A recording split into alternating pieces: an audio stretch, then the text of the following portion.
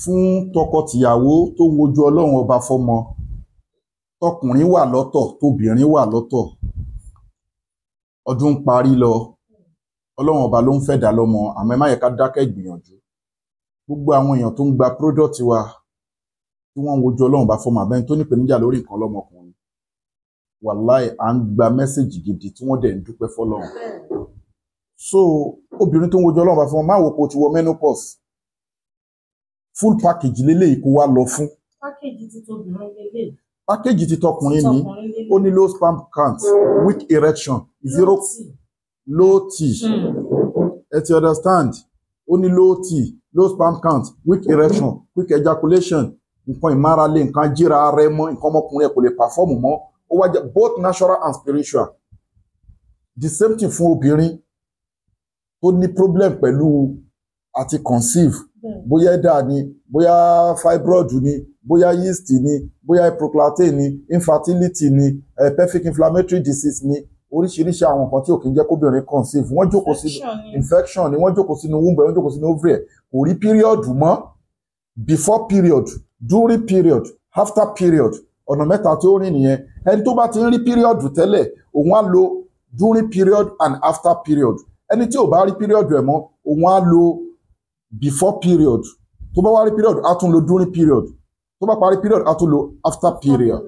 So ọkùnrin náà ó lè tó máa lọ fún tó jẹ́ pé nǹkan ọmọkùnrin ẹ̀ àtọ̀ ẹ̀ lẹ àbẹ́ àtọ̀ ẹ̀ ò ní mobility láti swim. 30 days wà, 60 days wà, 90 days wà tá fi lo àwọn treatment yẹn. Àbí nǹkan ọmọkùnrin tètè ń dẹnu kọlẹ̀, ó ti rẹ àwọn vein yẹn, ẹ̀jẹ̀ ò flow ń bẹ̀ mọ́. Ó ti yé yín nísìnyí. Ẹ WhatsApp wa lórí +234 810 913 1425. A wà ní Abraham Adesanya Lekki Ajah Etí Ọ̀sà Lagos. Ẹ WhatsApp wa lórí +234 810 913 1425. Bí sí ní láì tààlà wá lọ fún full package. Má ro anything. Wàá finú ṣoyún wàá fẹ́ ìgbọ́mọkùnrin. Ìwọ ọmọkùnrin náà nǹkan ara ẹ̀ á le. Gbogbo nǹkan tó jẹ́ pé níjà á lọ full package lélẹ́yìí. Gbogbo nǹkan ló ti wà ń bẹ̀ for both natural and spiritual. Èmi ò ní tàn yín o. Wala takulu amwalakum bainakum bil batil. Ẹ tó bá tọ́jà erùpẹ̀ yóò gbowó òkúta. Now. So àwọn package ti tóbìnrin lélẹ̀, àwọn ìyá wa tí wọ́n fẹ́ finú ṣoyún tí wọ́n fẹ́ ṣàbíamọ́, ó ti wà lẹ́nu ẹ̀ fọ́jọ́ pípẹ́, ó ti mọ nǹkan tó ń fà á. Ṣùgbọ́n nǹkan tó mọ̀ tó ń fà á tí wọ́n ń tọ́jú ẹ̀ lé lórí, nǹkan tó ṣokùnfà nǹkan yẹn gangan, you don't know. Ẹ pè Sheikh Alfa Agba International Limited láti fi dojúkọ gbogbo nǹkan tẹ́ ẹ mọ̀ àtẹ̀yí tẹ́ ẹ mọ̀ tó ń fa ìdádúró láti ṣe abíamọ́.